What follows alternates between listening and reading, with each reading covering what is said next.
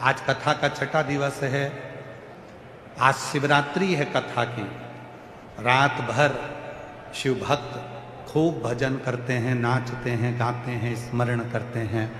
सवेरे 8 बजे कथा सुनते हैं, 11 बजे रज को नमन कर कर प्रणाम कर कर अपने अपने गंतव्य की ओर चले जाते हैं। क्या देगा वो, कैसे देगा वो, कब देगा वो उसके ऊपर निर्भर करता है। वो उसके ऊपर निर्भर करता है, किसी दूसरे की सामर्थ्यता नहीं है। एक लड़का बैठा है जिसकी नेत्र की ज्योति नहीं। महाराज, एक लड़का है जिसकी नेत्र की ज्योति नहीं है। मेरा नाम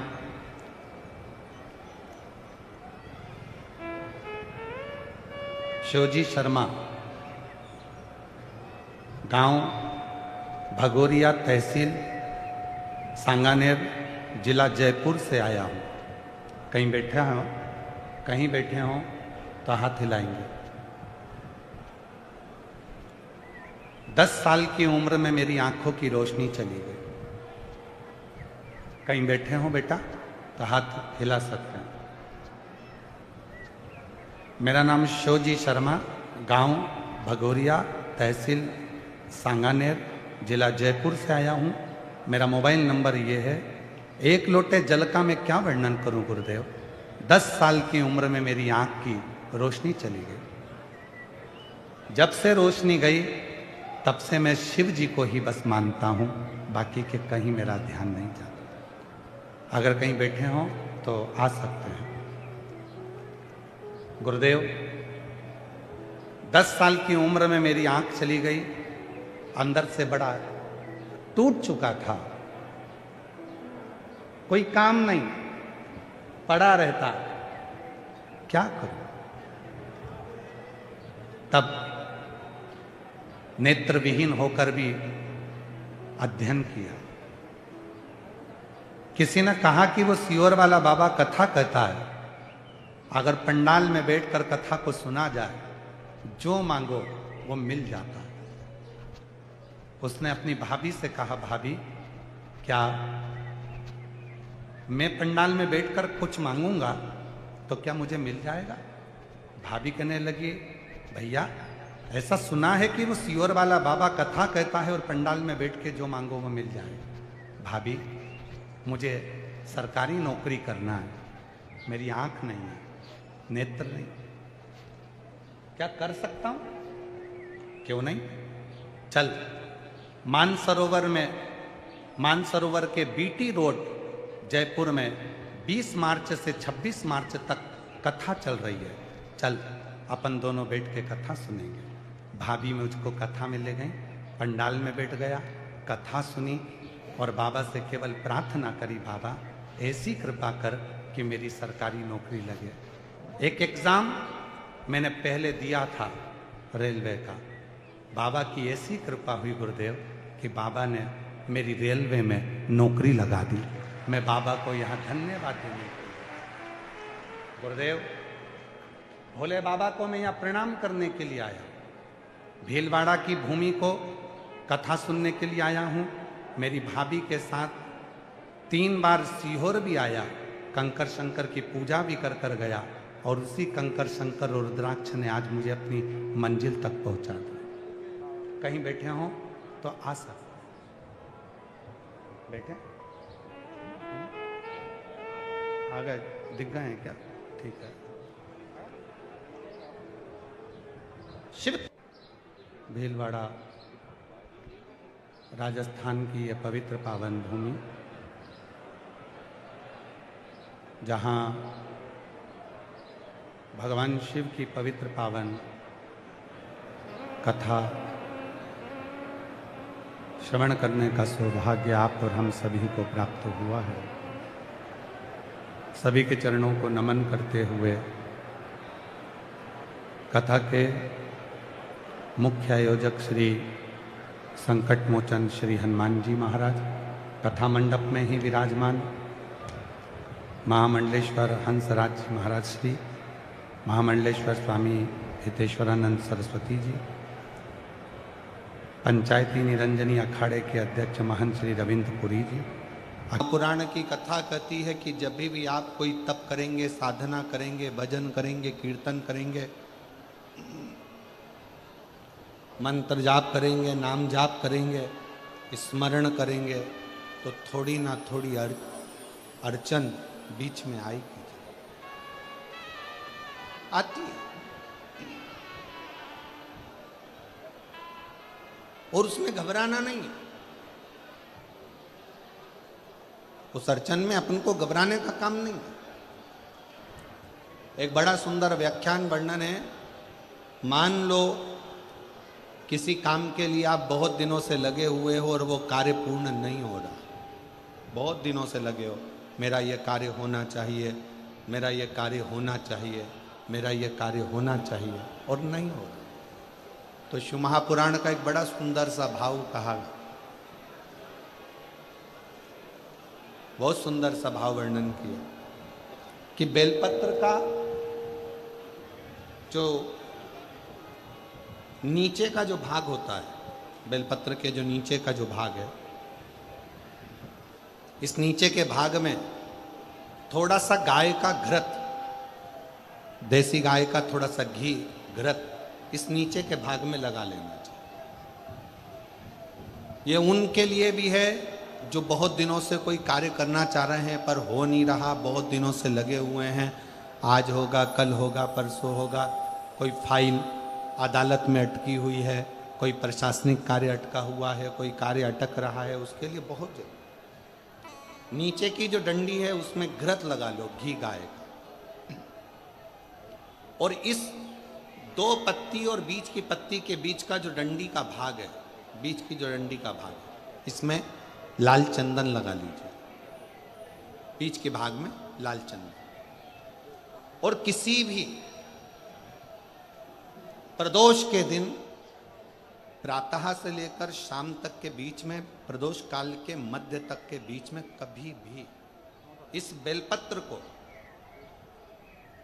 शंकर भगवान को, ये जो डंडी का मुख है, ये डंडी का मुख जलाधारी की ओर हो और इस बेलपत्र को शिव जी पर समर्पित कर दो। एक लोटा जल जो आप लेकर गए हो उसको 3 बार इसी बेलपत्र को चढ़ाने के बाद जो जल लेकर गए हो वो 3 बार अपनी कामना कर कर इस बेलपत्र पर समर्पित कर दो।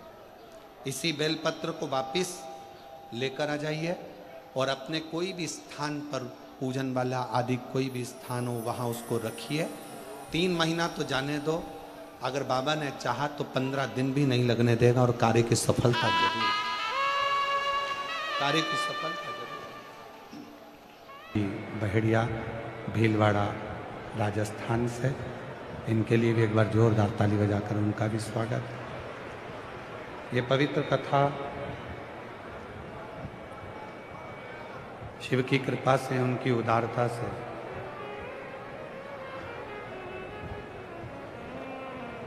संपूर्ण जगत के कल्याण के लिए, संपूर्ण विश्व में ये कथा एक विश्वास देती है।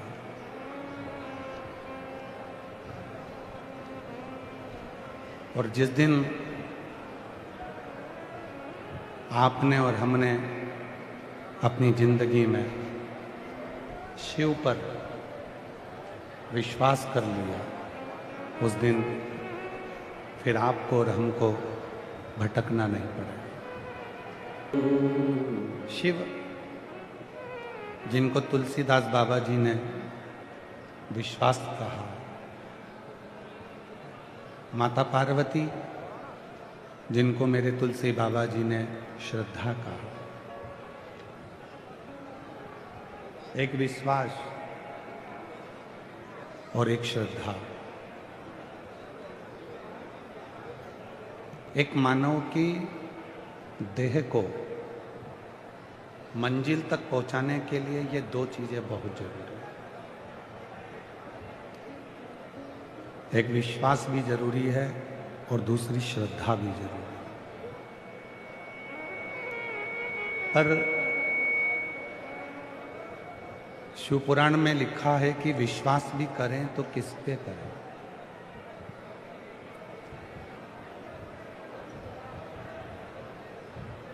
हम किस पे विश्वास करें, हम किस पे श्रद्धा करें।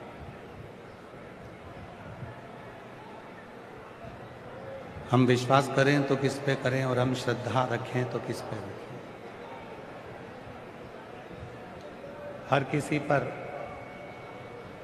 इस कलिकाल में हम विश्वास भी नहीं कर सकते। अंदर का प्रेशर नहीं है।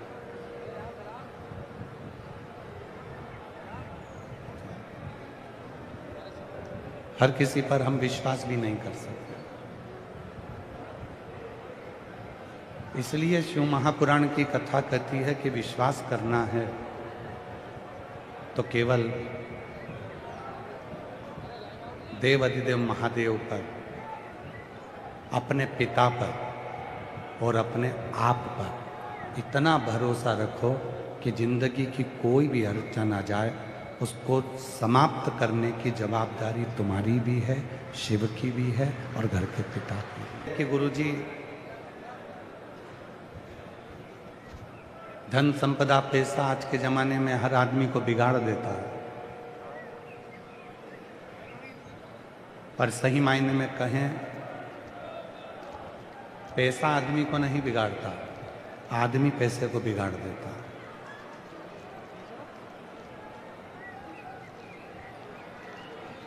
हे बाबू,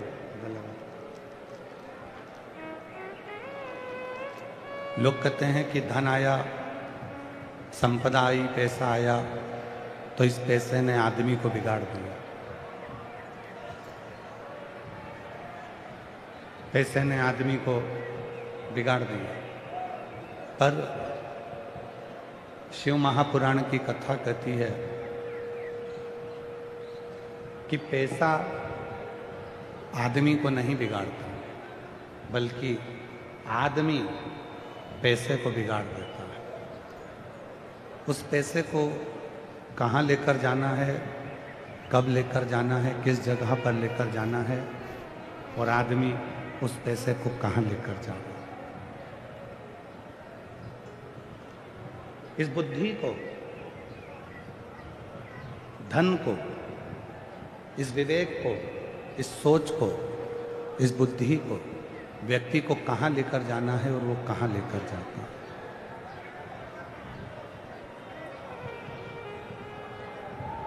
हम आपसे एक प्रश्न करें, आप सब भोजन करने बैठते हो, रोज भोजन करते हो, स्पीकरों की आवाज नहीं आ रही, चोंगों की आवाज आ रही, इसलिए कुछ आवाज नहीं कुछ।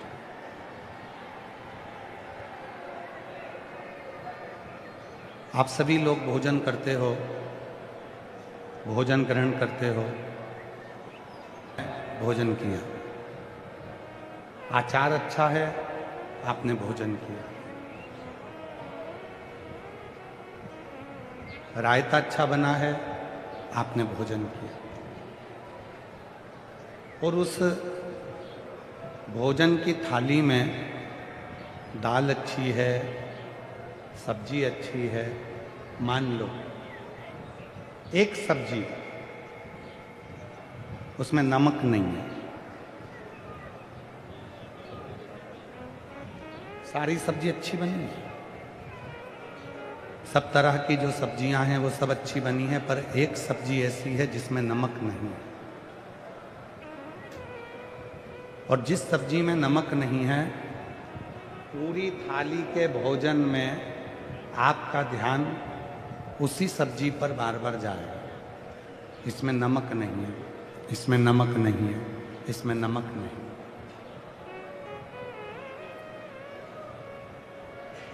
दूसरे से भी कहोगे कि इसमें नमक नहीं है, एक बार नहीं 4 बार कहोगे, भोजन कर कर नमक डाल के सब्जी खा भी लोगे तो भी खड़े होकर कहोगे कि माताजी इसमें नमक नहीं, इसमें नमक।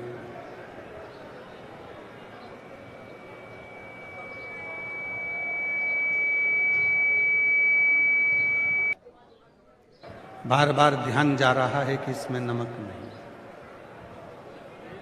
उसी तरह हमारा संपूर्ण जीवन, हम प्रयास करते हैं, आवाज नहीं आ रही अंदर, हम प्रयास करते हैं कि हमारा संपूर्ण जीवन में हम कुछ अच्छा देखें।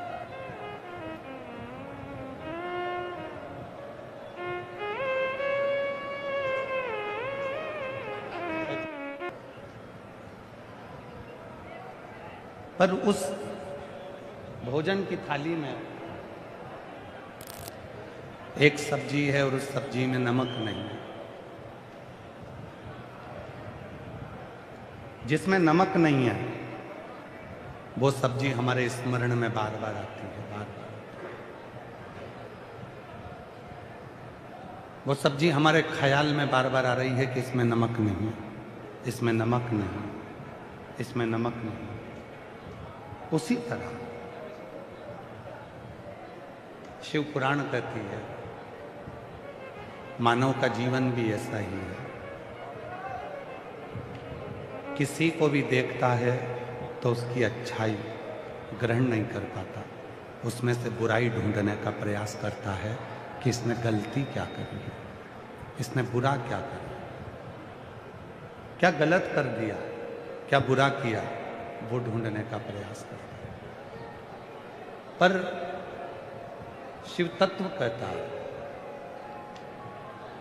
मेरे भोले बाबा, मेरे शंकर भगवान, मेरे ओघड़दानी, मेरे त्रिकालदर्शी, मेरे कैलाशी अविनाशी शिव सभी जीव में समता का भाव रखते हैं। कोई बड़ा नहीं, कोई छोटा।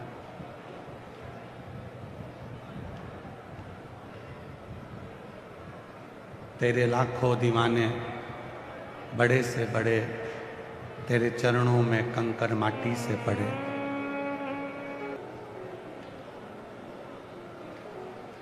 हमने पहले भी कथा में कहा, आज फिर कहते हैं, मेरी माताओं, जितनी भी मेरी बुजुर्ग माँ बैठी हैं, आप लोगों से निवेदन करूं मैं, तुम्हारी बड़ी बहू कितनी भी अच्छी हो, फिर भी छोटी बहू की बुराई मत करना, और तुम्हारी छोटी बहू कितनी भी अच्छी हो तो भी बड़ी बहू की बुराई मत करना, कभी मत करो। क्या कारण है? उसका एक कारण है, बुढ़ापा आते आते हो सकता है कि गेंद किसी के भी पाले में चली जाए और किसी से भी पाला पड़ जाए। इसलिए अपनी बुद्धि में यह बात बिठा कर रखो, अपने विवेक में यह बात बिठा कर रखो कि हमें किसी की निंदा नहीं करनी, निंदा में हमें नहीं डूबना।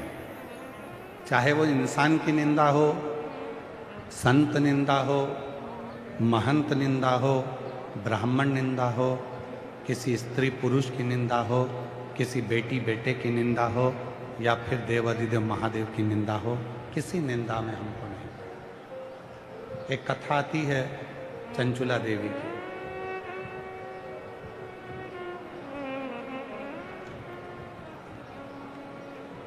तुमरुका जी ने जब शिव महापुराण की कथा पूरी की पूरी सुना दी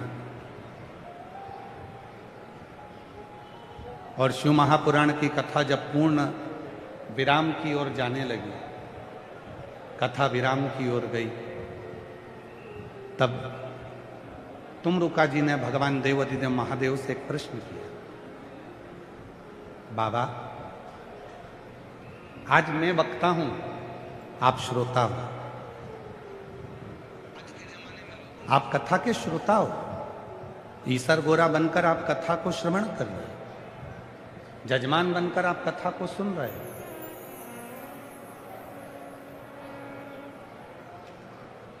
और जजमान जो कथा का यजमान बनता है वो कोई साधारण नहीं होता। जी भगवान शिव जी से कहते हैं कि प्रभु आज मैं वक्ता बना हूं, आप श्रोता हो, सुनने बैठे हो। भोलेनाथ आप यजमान बनकर बैठे हो, आप कोई साधारण नहीं। स्वयं शिव यजमान बनकर बैठे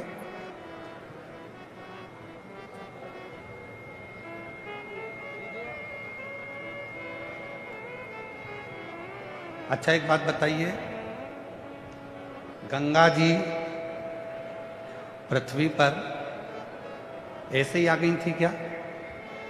जम के बोलो जरा। नहीं है। कौन लेकर आया? जम के आवाज नहीं आई जरा। पृथ्वी पर ऐसे ही नहीं आई है, उनको लेकर कौन आया? भागीरथ जी। गंगा को लाने के लिए भागीरथ की जरूरत पड़ती है,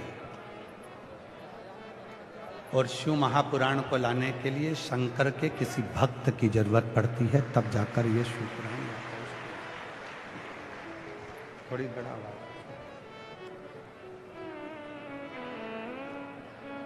भागीरथ गंगा को लेकर आए, तब जाकर गंगा पृथ्वी पर आई, वरना गंगा पृथ्वी पर नहीं आती। महामंडलेश्वर बाबूगिरी जी महाराज जैसे कोई भागीरथ हैं जो शिव महापुराण को भीलवाड़ा जैसी नगरी में लेकर आ गए। इस शिव महापुराण को भीलवाड़ा की नगरी में लेकर गए। कोई है, कोई पूर्व जन्म का कोई अच्छा कर्म हमारे जीवन में होता है, तब जाकर कोई अच्छे कर्म के कारण हम अच्छी जगह पर पहुंचते हैं।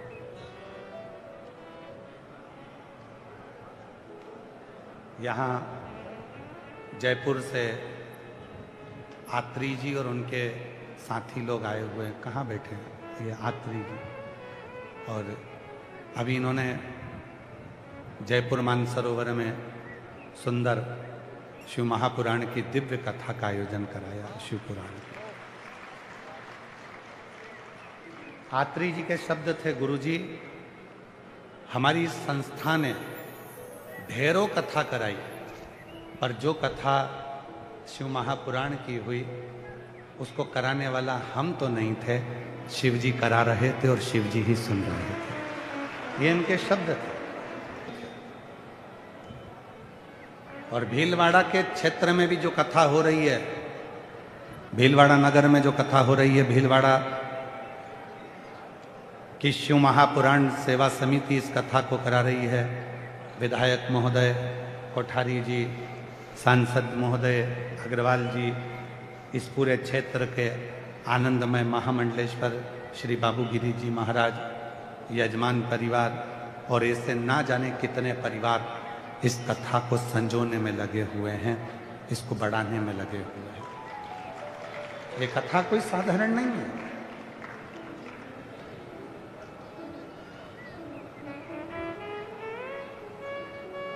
42 डिग्री टेम्परेचर से ऊपर टेम्परेचर है आज, और भक्तों का सैलाब ऐसा है कि छाता लगा लगा कर, अपनी साड़ी का पल्लू कर कर कर, अपने बच्चों को साथ में रहकर, दरी लगाकर, चादर लगाकर, पन्नी लगा लगा कर लोग कथा का तत्व ग्रहण कर।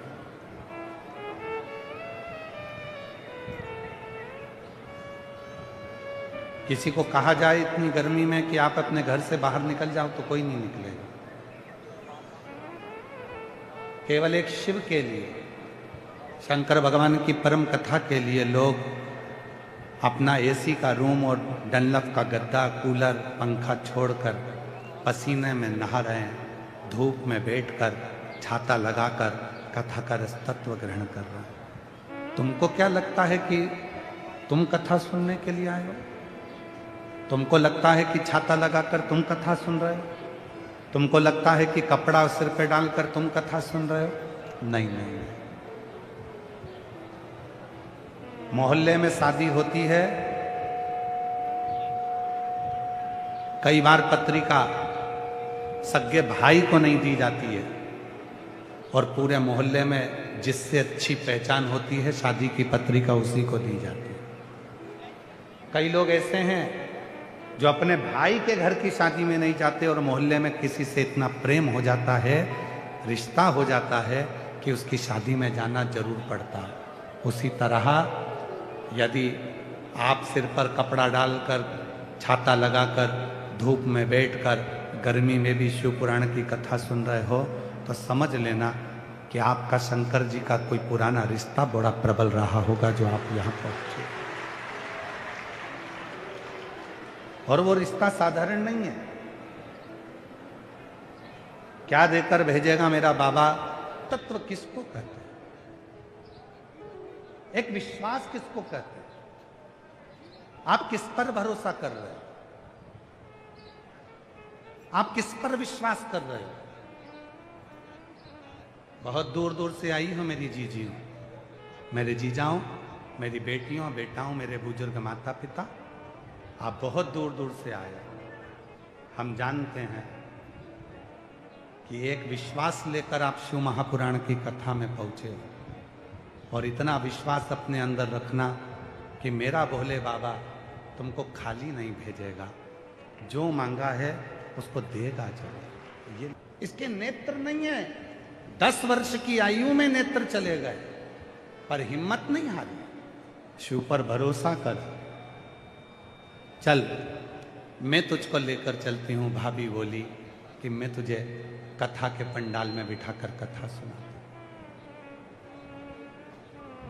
क्या नहीं देता वो, क्या नहीं प्रदान करता। महाराज शिव जी की कथा कर रहे हैं, भगवान ओघड़दानी की कथा कर रहे हैं।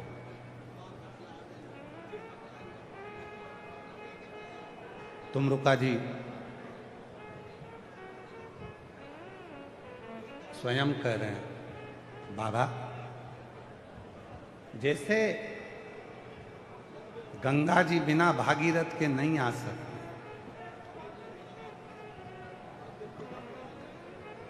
जैसे गंगा जी बिना भागीरथ के नहीं आ सकती,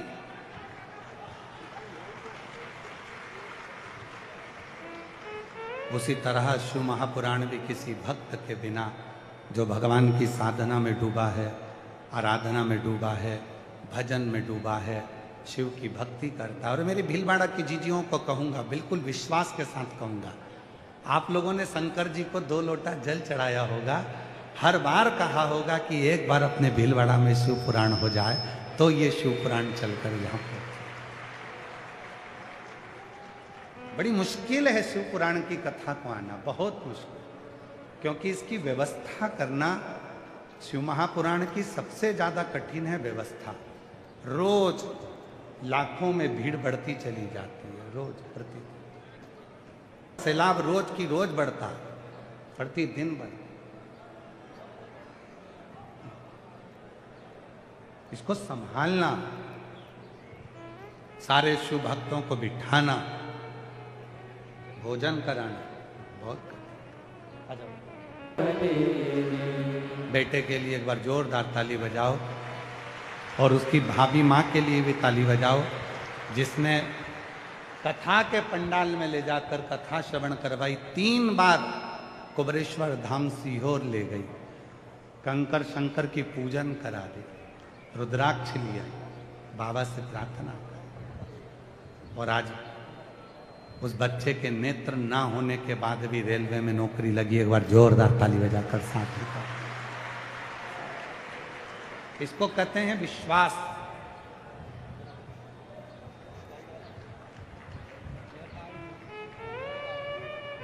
इसको कहते हैं भरोसा। इसको कहते हैं दृढ़ता। पूरी दुनिया भले आप लोगों के ऊपर हंसती हो, कहती हो कि कहाँ किस बाबा के चक्कर में पागल हो रहे हो, कहाँ कथा में जाकर बैठ रहे हो, इतनी धूप में क्यों कथा में जा रहे हो। लोग तुम पर भले हंसें, पर शिव पुराण कहती है जिस पर दुनिया हंसी है उसी ने इतिहास रची है। उसी ने हंसेंगे लोग तुम पर, ताना देंगे लोग तुम पर। कहाँ वो सीहोर वाले के चक्कर में पड़े हो, कहाँ वो सीहोर वाले की शिव पुराण के चक्कर में पड़े हो। घर में रहो, क्यों जाते हो, धूप हो रही है, गर्मी पड़ रही है, क्यों धक्के खा रहे हो, अंदर जाने की परमिशन नहीं मिलती, ये हो गया वो हो गया। लोग बहुत बहुत बोलेंगे, पर जिस पे दुनिया हंसी है उसी ने इतिहास रची है महाराज, उसी ने इतिहास रचा। करे भगवान शंकर का चरित्र कराए, शिव महापुराण की कथा करी है। भगवान शंकर का चरित्र कहता है, तुमरुका जी ने चंचुला देवी को देखा, बिंदुक को देखा, जो बिंदुक प्रेत योनि में है। और तुमरुका जी भगवान देव अधिदेव महादेव से कहते हैं, बाबा मैंने सुना है गंगा जी को भागीरथ लेकर आए थे। ये शिव पुराण की कथा जो तुमरुका जी कह रहे हैं कि मैं बाँच रहा हूँ, और मेरे महादेव आप जजमान बनकर इस कथा को श्रवण कर रहे हो। ईसर गोरा बनकर, गणागोर बनकर, गणगोर बनकर आप इस कथा को श्रवण कर रहे हो। बाबा मुझे समझ नहीं आ रहा कि इस चंचुला देवी ने, इस बिंदुक ने पूर्व में कौन सा पुण्य करा था जो ये शिव पुराण की कथा के यजमान आप बनकर बैठ गए। कौन सा पुण्य, वो पुण्य कौन सा है? आज तक व्यासपीठ पर यह कथा कभी नहीं है, पर आज भीलवाड़ा की नगरी में यह कथा ध्यान में आई है, तो इसको श्रवण कर। चंचुला देवी ने कौन सा पुण्य पूर्व में कर दिया था? चंचुला देवी ने कौन सा पुण्य पूर्व में कर दिया था? चंचुला देवी ने कौन से पिछले जन्म का कोई पुण्य कर दिया था जिसके कारण बस चंचुला देवी शिव महापुराण की कथा करवाती है और भगवान शंकर और पार्वती उसके यजमान बनकर बैठते? कौन सा? नाथ मुस्कुराए और भगवान शिव हंसकर कहे, तुमरुका जी चंचुला देवी का यह कोई आज का पुण्य नहीं है।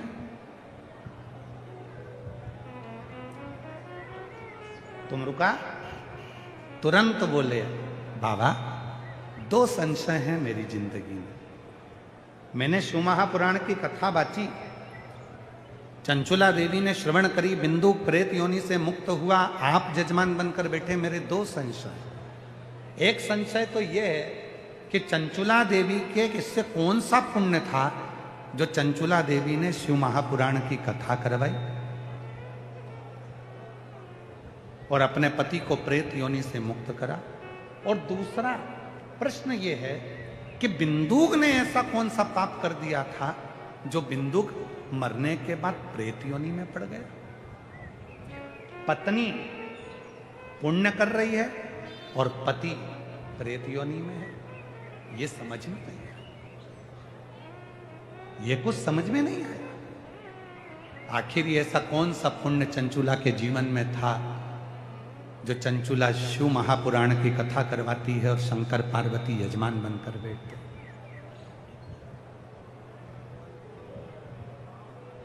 जब शिव महापुराण का कोई यजमान बनता है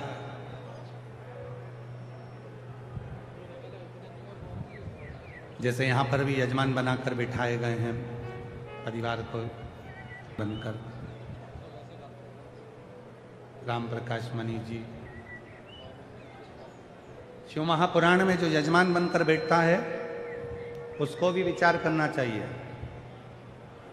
अपनी बुद्धि में एक बात लेकर आना चाहिए कि हमने कौन सा पुण्य करा होगा अपनी जिंदगी में, कौन सा अच्छा काम करा होगा। 71 पीढ़ी में ना जाने कौन सा पुण्य ऐसा हो गया होगा जो भोलेनाथ ने हमको यजमान बनाकर बिठा दिया। कौन सा पुण्य। जब सीहोर कुबरेश्वर धाम पर गुरु पूर्णिमा की कथा होती है, दो कथा होती है सीहोर कुबरेश्वर धाम पर। एक होती है गुरु पूर्णिमा महोत्सव, उसमें भी शिव पुराण की कथा होती है, और एक होती है रुद्राक्ष महोत्सव, उसमें भी शिव पुराण की कथा होती है। जब बहुत दूर दूर के पूरे भारत की भूमि के, देश के, विदेश के भक्त कुबरेश्वर धाम पर जब यजमान बनते हैं तो हम उनसे मिलते हैं, तब हम उनसे एक ही बात कहते हैं कि तुम्हारे 71 पीढ़ी का कोई पुण्य तुम्हारे दादा परदादा और तुम्हारा रहा होगा जो बाबा ने तुमको कुबरेश्वर धाम में यजमान पद ग्रहण करवा दिया। इतना तुम्हारा शिव से संबंध रहा होगा जो ये पुण्य तुम्हारे सम्मुख में, ये पुण्य तुम्हारे सम्मुख।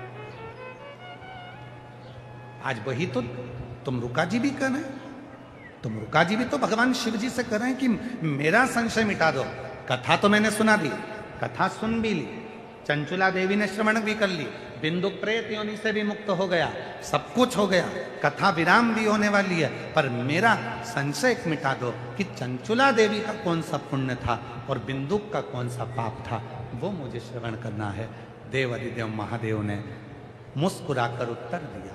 शिव महापुराण की कथा कहती है, जब भी जिंदगी में अगर कोई प्रश्न तुम्हारे सामने आए और उसका उत्तर जब भी दो तो मुस्कुरा कर दो, जिससे आपकी जिंदगी में कभी भी कोई चिंता व्यापे ना। दुनिया के लोगों की इतनी विचित्र आदत हो गई है, पत्नी प्रश्न करती है और पति चिड़चिड़ कर उत्तर देता है। पत्नी ने प्रश्न करा और पति ने चिढ़कर उत्तर दिया। पत्नी ने केवल इतना पूछा, क्यों तुम तो रोज 7 बजे जाते, आज तो 9 बजे आ रहे। तो इतने में पति चिढ़कर उत्तर देता है, तो मैं क्या कहीं चले गया था? फालतू की बात मत करा कर मेरे से, रोटी ला जा। चिढ़कर क्यों उत्तर देना? शिव महापुराण की कथा कहती है, पति अगर प्रश्न करे तो पत्नी को मुस्कुराकर उत्तर देना चाहिए, पत्नी प्रश्न करे तो पति को मुस्कुराकर उत्तर देना चाहिए, और घर के बच्चे प्रश्न करें तो माँ बाप को मुस्कुराकर उत्तर देना चाहिए। और माँ बाप अगर प्रश्न करें तो नवयुवक बेटों से निवेदन है और नवयुवक बेटियों से निवेदन है, जब घर के माता पिता प्रश्न करें तो मेरे नवयुवक बेटा बेटियों मुस्कुराकर उत्तर दिया करो तुम्हारे अपने पापा मम्मी से। आपके चेहरे पर प्रसन्नता होना चाहिए उत्तर देते समय।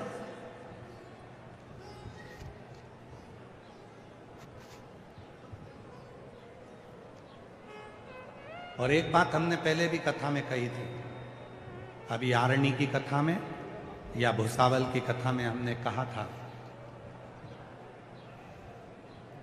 बच्चे मोबाइल पर बात करें अच्छी बात है, करो। बच्चे मोबाइल का प्रयोग करें अच्छी बात है, करो। हम मना भी कर देंगे तो तुम कौन सा बंद कर दो। पर निवेदन है, बच्चे जब तुमसे छुपाकर, तुमसे छुपकर मोबाइल पर बात करने लगें, मैसेज छुपकर करने लगें, तब तुमको ध्यान देने की बहुत जरूरत है। बहुत।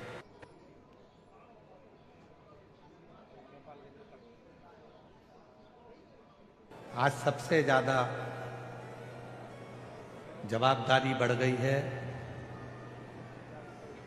घर के बुजुर्गों की नहीं, घर के बड़ों की नहीं, आज सबसे ज्यादा जवाबदारी बढ़ गई है घर की बेटियों की।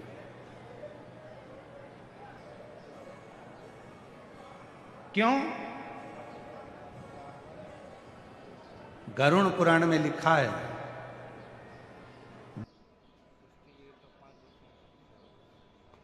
पिंड देता है माँ बाप का तब माँ बाप स्वर्ग जाते हैं।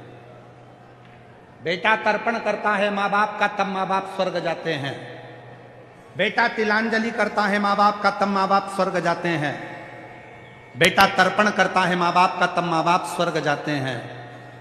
बेटा जब श्राद्ध करता है तब माँ बाप स्वर्ग जाते हैं। बेटा जब पिंड देता है तब माँ बाप स्वर्ग जाते हैं। पर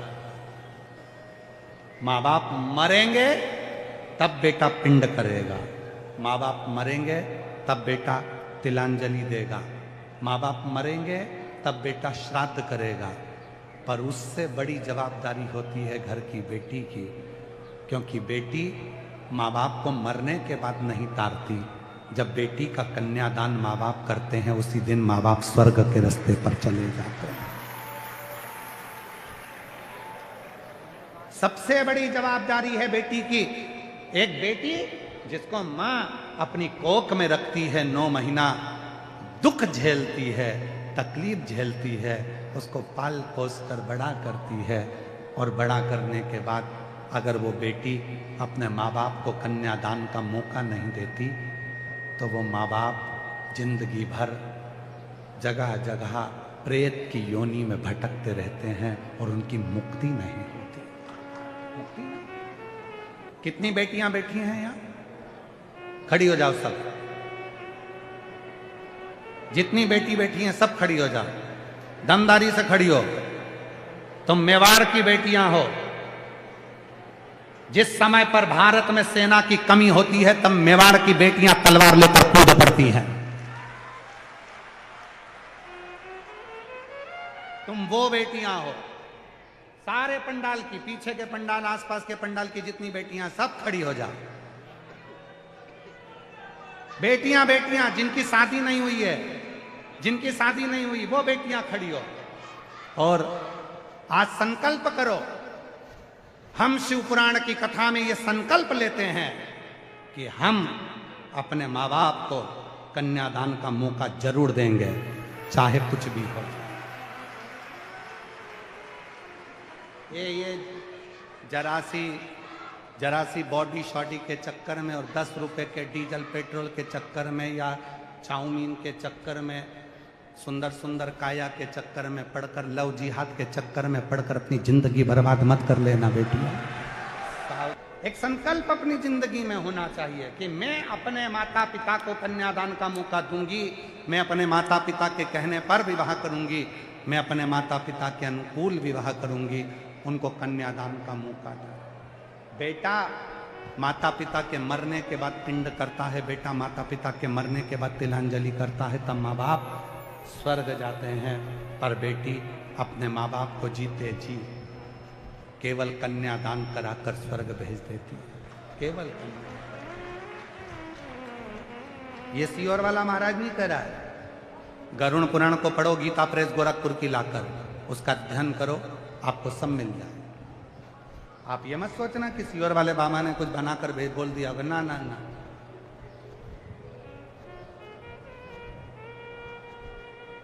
आप अध्ययन करिए, गीता प्रेस गोरखपुर की गरुण पुराण लाइए, पढ़ो, अध्ययन करो और फिर स्मरण कर।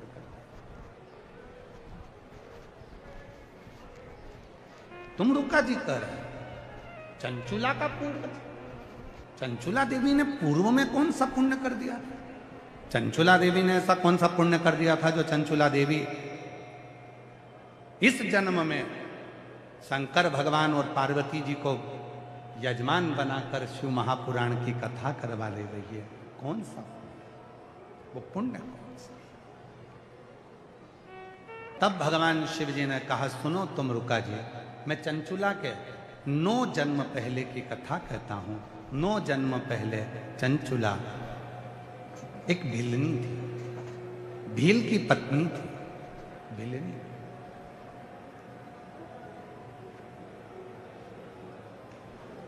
बड़ा सावधानी से सुनना, यह कथा व्यासपीठ पर पहली बार प्रथम में स्मरण में आती नहीं थी, भूल जाते थे, ध्यान नहीं रहता था स्मरण। भिलनी थी।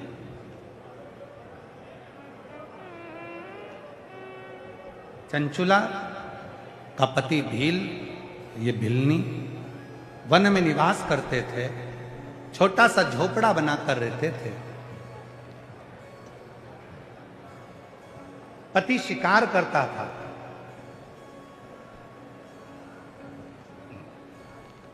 और पत्नी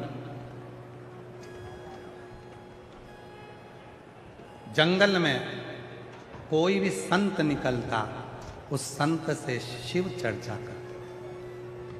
एक बार उस भिलनी ने किसी संत के मुख से सुन लिया था कि शंकर भगवान के शिवलिंग की आकृति कैसी होगी।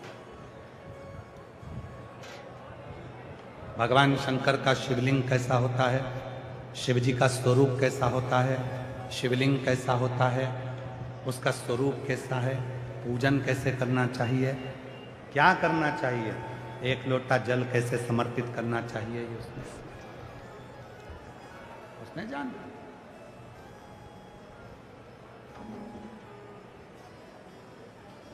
भिलनी के चित्त वृत्ति में बैठ गई है, और भिलनी के मन में यह बात आ गई, भिलनी को लगने लगा कि ऐसा मेरे को पाषाण तो कहीं नहीं मिलता, पर भिलनी की चित्त में आई। और आज जो उसने सुना, घर पर आई, घर पर आकर देखा तो एक पति ने एक लकड़ी का खूंटा आंगन में गाड़ रखा था, लकड़ी का खूंटा जिसपे वो शिकार करने जाता था, और कोई जीवित अगर कोई पशु मिल जाता था तो उसको लाकर बांध देता।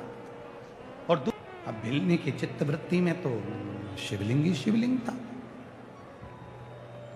भिलनी की चित्तवृत्ति में तो शंकर का शिवलिंग ही शिवलिंग ध्यान में आ रहा था। आप में से कई माताएं ऐसी बैठी हैं, कई जीजा ऐसे बैठे हैं, कई जीजियां ऐसी बैठी हैं, कई बेटियां ऐसी बैठी हैं, कई बेटा ऐसे बैठे हैं, कई बुजुर्ग माँ बाप ऐसे बैठे हैं जिनको अगर एक दिन भी कथा नहीं सुनती टीवी पर या मोबाइल पर तो बेचैनी होने लगती है। आज कथा नहीं सुन पाई, आज कथा में ऐसा लग रहा है खाली खाली खाली खाली, मन नहीं लग रहा, चित्त नहीं लग रहा। कई बार कई मेरी जीजियां बैठी हैं जिनका मन ही नहीं लगता अगर कथा नहीं सुने तो। जब तक वो शिव पुराण की कथा थोड़ी देर के नहीं सुन लेती मोबाइल पर, फोन पर या टीवी पर, कहीं पर भी किसी भी रूप में, तब तक उसका मन नहीं लगता।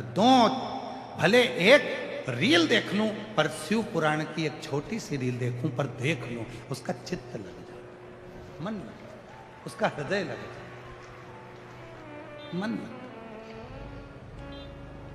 अब भिलनी के ध्यान में शिव जी कह रहे हैं तुम रुका जी, उस भिलनी के ध्यान में वो शिवलिंग की आकृति उसकी चित्त में, उसकी मन में आ गई। भिलनी के मन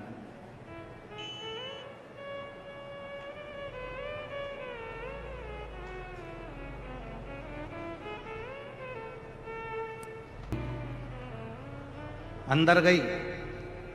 जो उसने खूंटे को देखा जिस पे पति शिकार करने जाता था और कोई पशु जीवित मिल जाता था तो उसको लाकर बांध देता था और दूसरे दिन उसको मार डालता था, उस खूंटे को भिलनी ने देखा।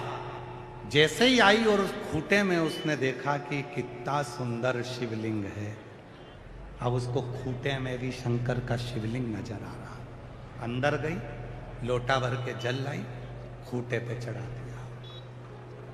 रोज एक नियम उसका चालू हो गया, जो खूंटा जमीन में गड़ा था, लकड़ी का था, उसी पर लाती और जल चढ़ा देती, उसी पर।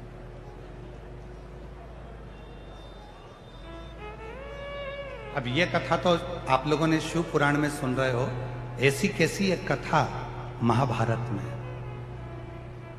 महाभारत के वन पर्व में एक कथा आती है। महाभारत के वन पर्व में कथा आती है कि पांडव वन में जा रहे हैं, उनको वनवास हो गया पांडव को, पांडव वन में निवास कर रहे थे। अर्जुन युधिष्ठिर का नियम था प्रतिदिन शंकर के शिवलिंग पर जल चढ़ाना, और आज शंकर का शिवलिंग उनको मिला नहीं था तो अर्जुन ने भोजन किया नहीं था। भीम को मालूम पड़ा कि मेरे भाई अर्जुन ने भोजन नहीं किया, भीम को मालूम पड़ा कि मेरे भाई युधिष्ठिर ने भोजन नहीं किया, क्योंकि उन्होंने शंकर के शिवलिंग पर जल नहीं चढ़ाया। एक लोटा जल चढ़ाने के लिए मेरे भाई भोजन नहीं करे हैं, भूखे हैं। तब भीम गया और भीम ने जाकर एक पेड़ को काट दिया। पेड़ को काटकर उसी पेड़ की जड़ को भीम ने लकड़ी से घुमा घुमा कर उसको, लकड़ी से उसको घुमाकर छील कर गोल कर दिया और गोल कर कर अपने भाई के पास आ गए। भीम पत्तों को उसके ऊपर चढ़ाकर, उस पत्तों को उसके ऊपर रखकर और अपने भाई अर्जुन के पास, युधिष्ठिर के पास आए। महाभारत का वन पर्व कहता है जैसे ही भीम आए और भीम ने आकर कहा अर्जुन से, चलो चलो चलो, मुझे जंगल में शंकर का शिवलिंग मिल गया, तुम्हें जल चढ़ाना है, जल्दी चलो, जल भरो, जल्दी चलो। भीम के कहने पर अर्जुन ने, युधिष्ठिर ने लोटा भरकर जल लिया। जल लेकर जंगल में शंकर जी को चढ़ाने के लिए गए। जो भीम ने शंकर का स्वरूप बताया था उसी स्वरूप पर अर्जुन ने और युधिष्ठिर ने जल चढ़ा दिया। जैसे ही जल चढ़ाया अर्जुन युधिष्ठिर आए और उन्होंने भोजन कर लिया। करा भीम तो खूब तेज हंसा। जब आप लोग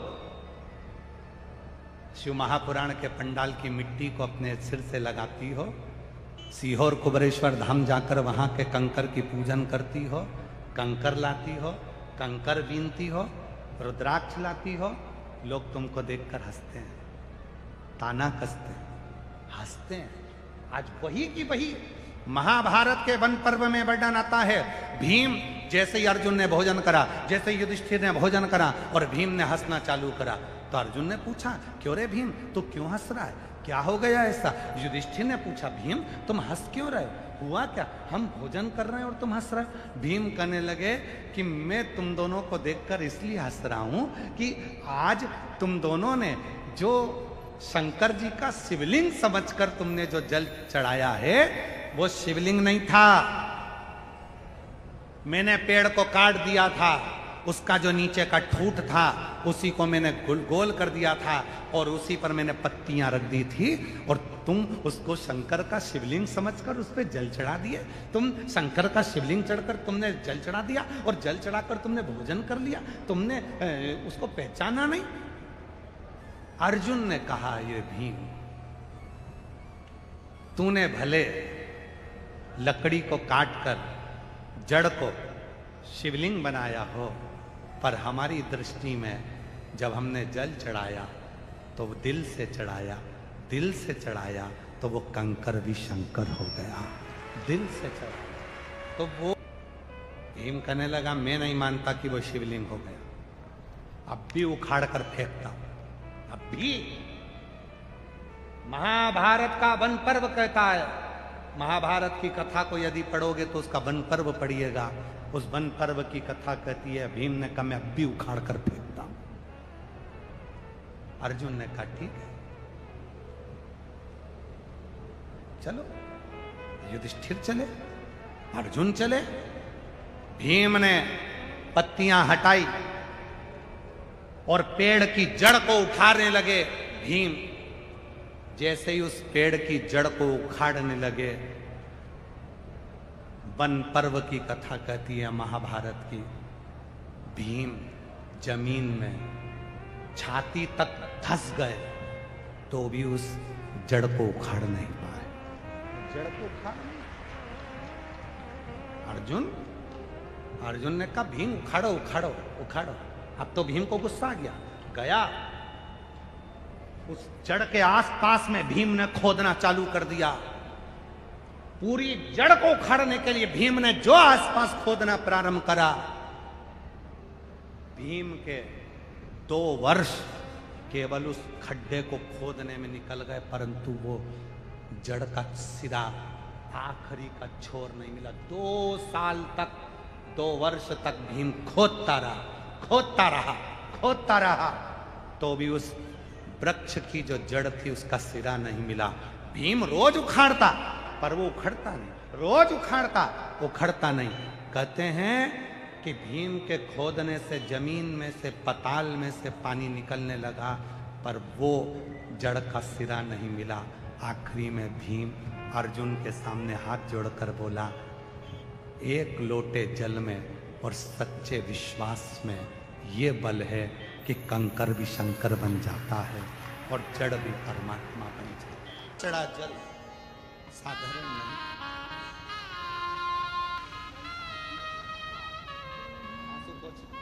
आंसू पोछा, अच्छे खुश होकर जा तो ठीक हो गया क्या?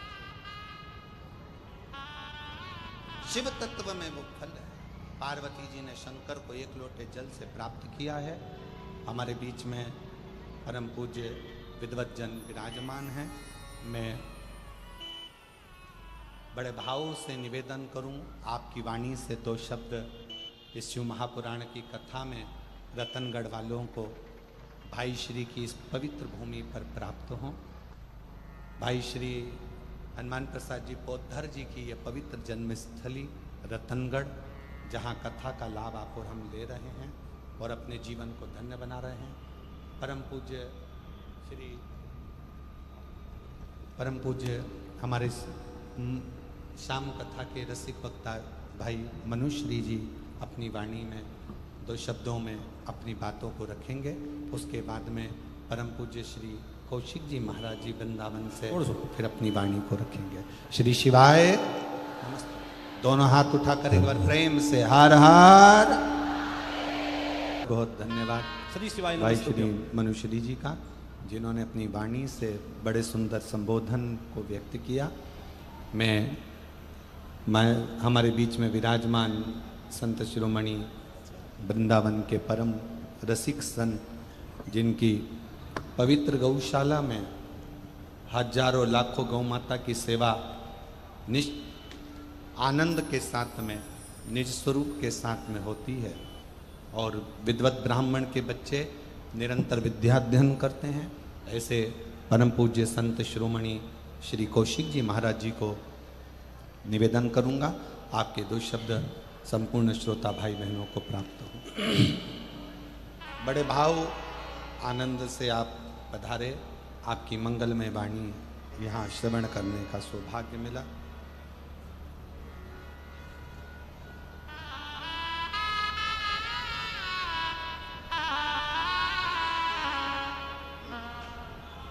एक बार भाई श्री मनुश्री जी के लिए भी जोरदार ताली बजाकर साधुता जो पधारे, और मंगल आशीष आप और हम सबको प्राप्त हुआ।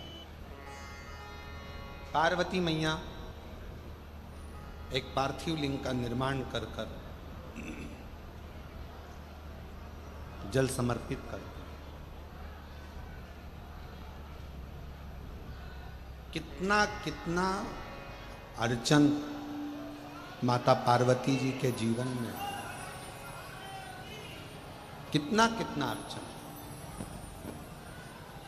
माता पार्वती मैया जब जब जल भरने के लिए जलाशय में जाती हैं और शिव जी को जल चढ़ाने के लिए लेकर आती हैं, तो बीच में मगर उनको रोक लेते हैं।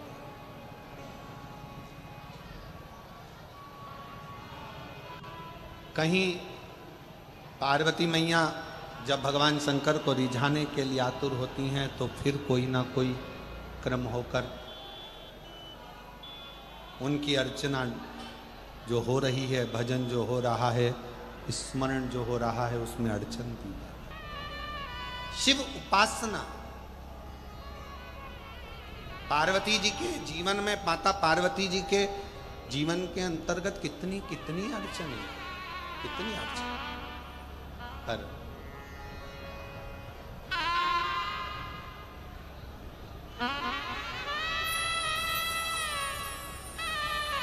शरीर इसका गल चुका है, बेकार हो चुकी है, ये है नहीं, इसको निकाल दो। 6 महीना 20 दिन की इस बच्चे को जन्म दिया, डॉक्टर ने हाथ ऊंचे कर दिए, पर इस माँ को भी साधुवाद दूंगा जिसने मंदिर में भेज भेज कर 1 लोटा जल चढ़वाकर उसका पानी इस बच्चे को लगाती रही, और आज 25 साल के बाद माँ की गोद में बच्चा। कई लोग ऐसे हैं जो 2 साल 3 साल में हार जाते हैं कि हमारे घर बच्चा नहीं होगा। एक बार अगर मौका मिले तो शिव महापुराण की कथा के पंडाल में बैठकर जब आरती हो, कर्पूर गौरम पूर्ण हो जाए, जब यहाँ से जाओ, उस भूमि को नमन कर कर उसकी रज को अपने गर्भ पर अपने हृदय से लगाकर विनती कर कर तो देखो, 25 साल क्या, हमने तो अपने व्यासपीठ पर देखा है 40-40 साल बाद भी बाबा ने संतान दी है। कल कथा का 6ठा दिन मतलब शिवरात्रि का दिन रहेगा। आप और हम जितने शिव भक्त कल कथा में आए, बड़े प्रेम से कथा सुने। कल रात्रि को भी यहाँ पर कीर्तन भजन जो माताएं रहती हैं खूब करती हैं। परसों के दिन सुबह 8 बजे से 11 बजे तक कथा हो जाएगी। जो लोग 7 दिन की कथा नहीं सुन पाए हैं, वो कल और परसों की कथा का इतना लाभ ले लो कि मेरा बाबा तुम्हारी झोली खुशियों से भर। इसके बाद में सिंहेश्वर में 21 तारीख से शिव महापुराण की कथा प्रारंभ होगी, जिसका समय सिंहेश्वर बिहार 2 बजे से 5 बजे तक कथा का समय रहेगा सिंहेश्वर बिहार का। और 1 मई से 7 मई तक जयपुर राजस्थान विद्याधर नगर स्टेडियम जयपुर में दोपहर में 1 बजे से 4 बजे तक कथा होगी, जिसका लाभ आप और हम लेंगे। आयोजक रहेंगे वहाँ राजन शर्मा जी, अनिल संत जी। एक बार बहुत बहुत साधुवाद के साथ में भगवान शनिकर जी गणेश जी को लेकर पधार रहे हैं। पार्वती शिव गणेश जी का वंदन अभिनंदन कर 2 बजे से 5 बजे तक कथा हो जाएगी। कल कथा का 7वां दिवस हो जाएगा। सुबह 8 बजे से 11 बजे तक कथा हो जाएगी। टीवी पर वही 2 बजे से 5 बजे तक आ जाएगी। पंडाल में